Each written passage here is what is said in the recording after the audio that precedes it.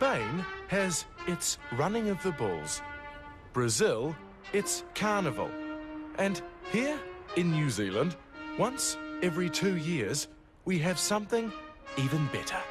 Something called the Inorganic Collection.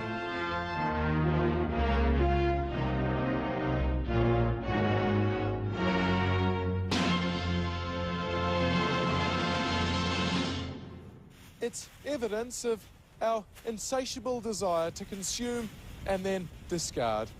It's evidence of something that's always been with us from the Big Bang to Big Wednesday. Something called greed.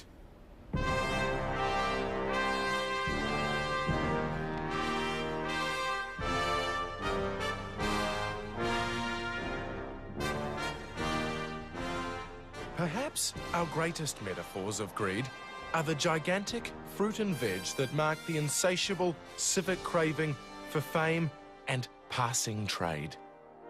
Or was it merely a need to be noticed that drove the people of Ohakune to purchase this behemoth carrot, a leftover from an ANZ TV advertisement?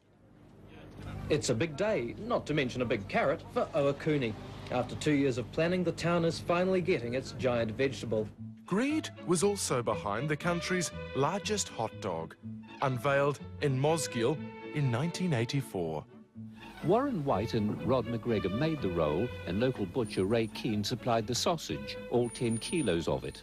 About 11 kilos of flour we used in the 4-metre loaf. The problem was getting the loaf from its container and keeping the sausage intact. However, once that was sorted out, the hot dog was on its way to the Mosgiel Trades Fair. There it was ceremoniously delivered to the stage, where it went on sale to raise money for the Mosgiel Lions Centennial Project. 4 years earlier, a giant sausage roll was rolled out in Whakatane. But this was greed for a good cause and in good taste.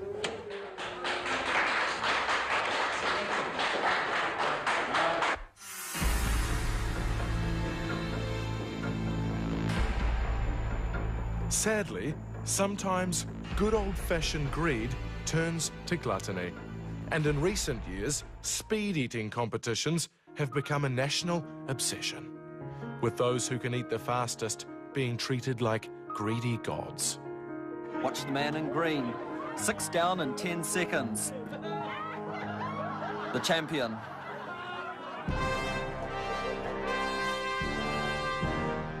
Ready, setty, go. 5 at a time, cold, and with lots of sauce. The winner paying a terrible price. Of all the gluttonous manifestations of our voracity, the meat pie is perhaps the greatest exemplification, and our proclivity to the pastry has been rather rapacious. Already addicted to pies, New Zealanders soon moved on to the hamburger. We're pigged out like little pigs on these American pies, but we can at least lay claim to the biggest burger in the world, the Georgie burger. The Georgie burger usually has 3 or 4 steaks, depends on the size of them. I've got 4 on here because they're fairly small today. The Georgie burger was the favourite meal at the North Shore Rugby Club. Some players couldn't finish the Georgie, but Buck Shelford was said to have been able to scoff one down before demolishing a plate of chips. Voila, the Georgie burger. As everyone goes, the Georgie. So, food. I don't eat a lot of it. You know, I stick to drugs more. You know, I like pea and. Yeah, I like to use the needle. It's cleaner, I think, than force food down the gullet. Sadly, for children, pea and heroin are not an option. For them, the pushers are not the dodgy types you find on corners, but the corner dairies themselves. This is the Premier Dairy, strategically placed near both Seddon and a neighbouring intermediate school. It's 8:15 a.m. Something like that. And what do you buy, an ice cream in the morning? Yeah, and a pie usually it's called. And a pie in the morning? No, at lunch. 5 for lunch? Yeah. What about after school? Do you ever get anything after school? Ice cream sometimes. I suppose the ratio would be 1 item of fruit to a dozen donuts. As a parent, I find it revolting. As a businessman, I find it exceedingly attractive. Thanks very much, Ronnie. Food like this is frowned upon today, but scaremongering about obesity is nothing new. New Zealanders today start as overfed babies,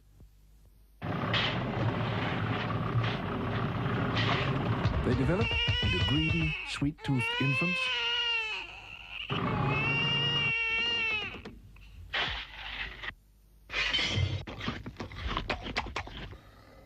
they become overweight and unhealthy children,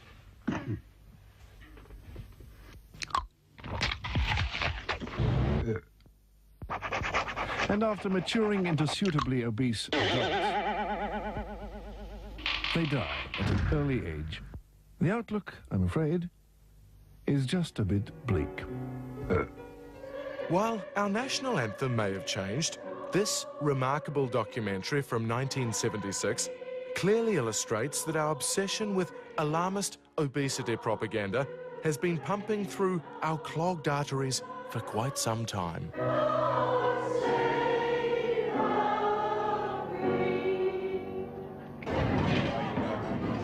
We are a fat and happy land. And while we may not be getting any happier, it's beginning to seem certain that we're getting fatter and fatter and fatter.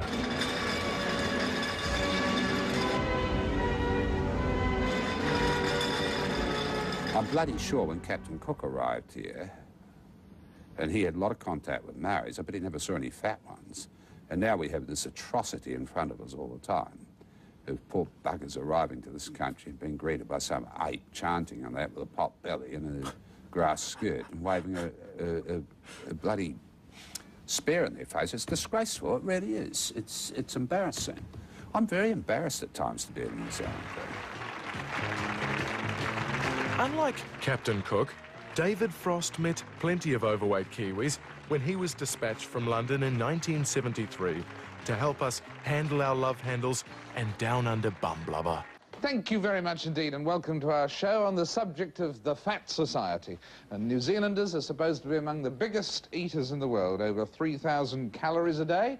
Over half the population is supposed to be overweight. I'm big and fat and Frost's broadcast showcased our fat fraternity, including the Bucklands Beach Boomsticks Club with their remarkable pig song. I ate all week and gained some weight. Oh, what a pig I am. All together now. Let's just see it in action one more time. The cameraman over there wants to see it in action. The show featured fat cutting-edge technology, like the bum wobbler, the tie-happy totty twinger, the mobile sauna, and of course, the corset. Anyone here who wears your corsets? Anybody? Yes, I have a number in my close proximity. This is the corset-wearing group here. But as is often the case, the best treatment of all was good old-fashioned common sense. Basically, there are 3 ways to lose weight. One is keep your mouth shut for longer. The other is to do exercise, or preferably do a combination of both.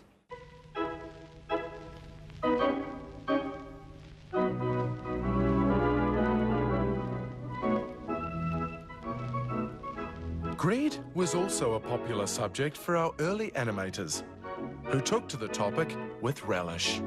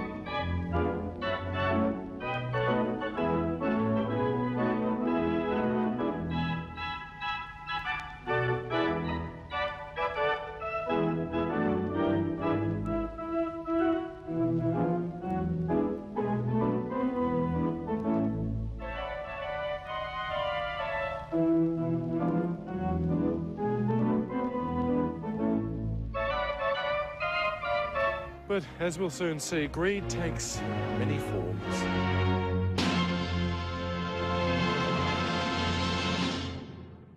$54,000 worth of secret sound on the line. It's your chance to get closer to $1 million. Radio stations, ever greedy for publicity and ratings, have always been quick to exploit their listeners, ever greedy for prizes and for accolades. Day 12, and 8 bodies huddle in misery against the cold and rain. New Zealanders, it seems, will do anything in the name of frequency modulation. Well, I really need money. I'm quite far in debt. Whether it be living on a billboard for yonks. They say misery loves company, or I think insanity does as well. You've got 6 wacky people up here. Demolishing a cake in search of a diamond ring. I was thinking, don't let yourself down. Don't get excited. I get it, yeah. Public denudement for cash. 20 keen streakers struck their stuff on the Basin Reserve. Or a week's bondage with a complete stranger for a measly $2,000. But perhaps the most famous example of this madness involved Mark Sainsbury and inappropriate touching.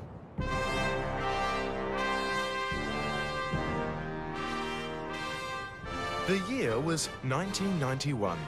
The country was in the grip of a recession, and the disenfranchised would do almost anything to acquire a status symbol, even a humble Honda City. I'm sorry, I just feel a bit faint. The laying on of hands became a cruel contest of will. When these people competed for a car by keeping their hands on it for nigh on a week. Kick it back. Come on. Breathing, mate. Breathe, mate. Breathe. Breathe, mate. Come on. Suck it in. Suck it in.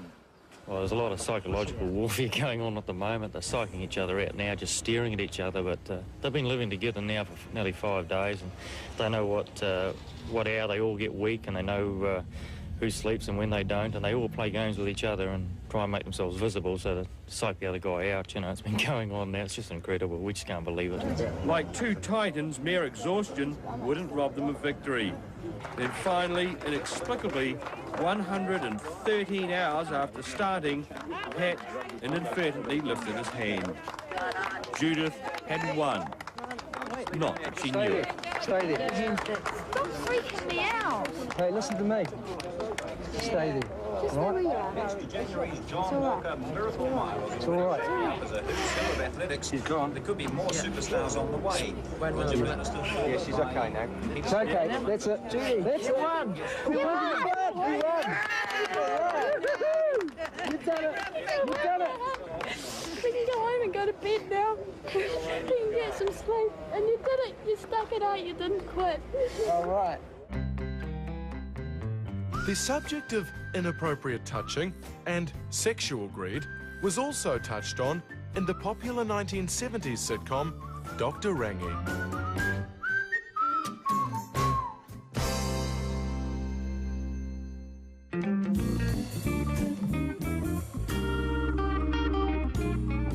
Dr. Rangi, when you said you were going to help me with my human anatomy, I didn't think you meant literally. Well, Miss Betty, there's no substitute for practical experience. Dr. Rangi, can you help? Oh, I'm sorry. Is this a bad time? Actually, I'd say this is a good time. It's just that there's been an accident, Doctor. Can you come? I should do, if you don't distract me. Oh, Dr. Rangi.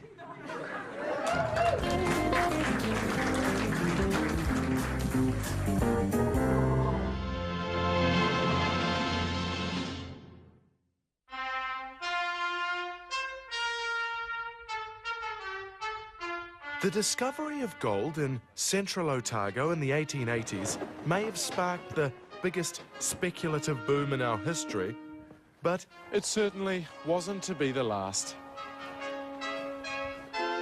And since the 1980s, the country has been in the grip of yet another gold rush. And it's a rush that's every bit as greedy.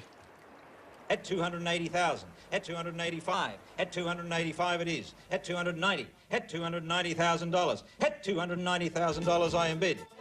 Such is our greed for property profits. Experts believe that if time machines did exist, 4 out of 5 people would use them to go back and buy property. For the third and final call, 295,000. Are you all done, finished and silent at that figure? But this current fixation with property prices is nothing new. A point vividly illustrated by this dramatised conversation from the Larnac Castle archives. Well, we had a valuer appraise the estate this summer. Only bought 2 years ago. It turns out we've already tripled our money. You've done well. Tell me about your portfolio, Sir Graham. Well, of course, we got in early. When Mother and I first bought, we got most of Middle Island for 100 pigs, 20 blankets, a couple of muskets and a Jew's off.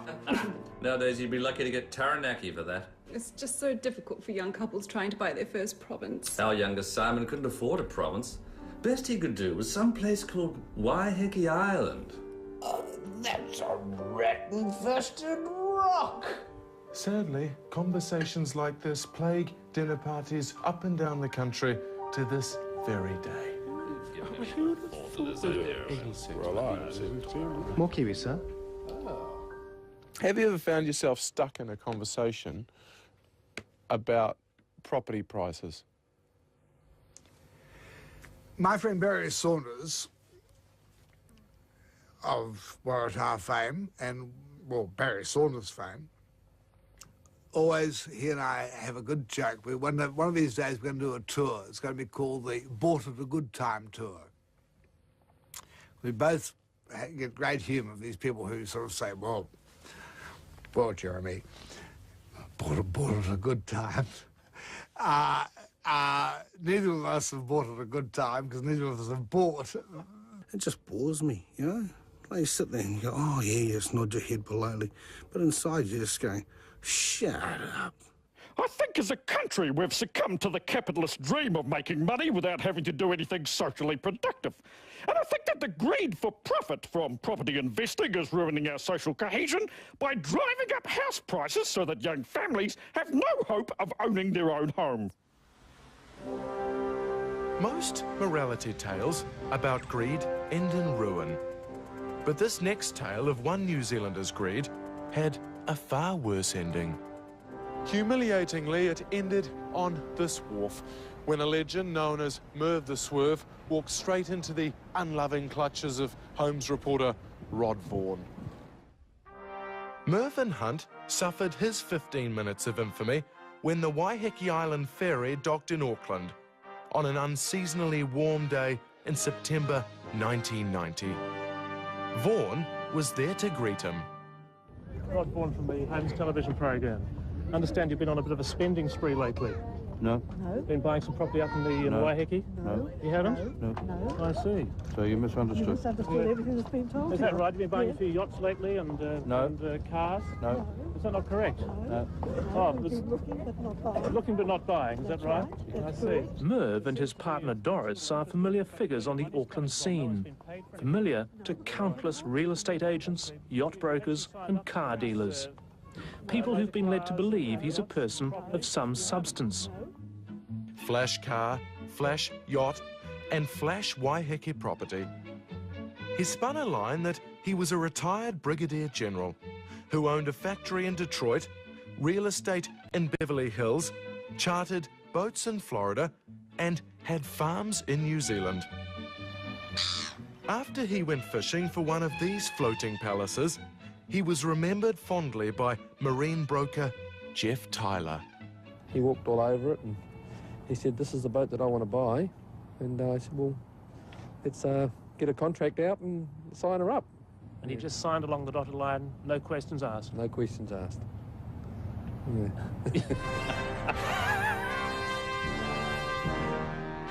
Vaughan takes up the story of Merv's interest in this exclusive $3.5 million Waiheke Island hideaway. He invited Merv to spend the night here, and it seems it was a fairly memorable occasion. Merv took a liking to Jim Beam bourbon, and during the course of the evening consumed about a litre of it. Well, he was so hungover the next day, he couldn't sign the contract to purchase this property. But poor old Merv could not give Vaughan the swerve. Vaughan kept at him because he knew the truth about Merv, that he was twice done for fraud and never bought the flash car, flash yacht or flash property because he didn't have any money. What he did have was his Doris. Merv, 42, met pensioner Doris Smith at the Manhattan nightclub in Mount Roskill. The two lovebirds operated from Doris's bright red shack in Ellerslie. Here's Doris's clapped out Hillman Avenger, and here's Doris's nice white pussy. But were Merv and Doris guilty of anything more than pressing their noses up against the best things money could buy? A nation watched, fascinated, as the Holmes program ran down Merv and Doris with their own clapped out Hillman Avenger, Rod Vaughan. Well, our first donation has arrived in the studio. Of course, people bring donations in, and, well, here it is right here. Come around the back. But it was the opposite of greed that gripped the nation when Telethon hooted its way into our hearts and pockets in 1976. Rachel, would you like to present it? Thank you, Rachel. That's lovely. There it is. Our first donation. $67. Well, that's something to start with. $67 may not seem like much by today's standards. Indeed, it would not go very far in most of these average Kiwi households. And yet, $67 is enough to buy you an hour with a young woman at a suburban brothel like this. And you'd still get change for a pie and a couple of scratchies. It's a reminder that everything is for sale and everything has a buyer. Hello, darling. In this, our Aotearoa, land of greed.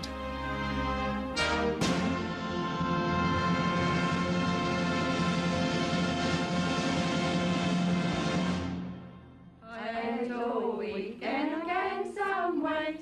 I ate all weekend, gained some weight.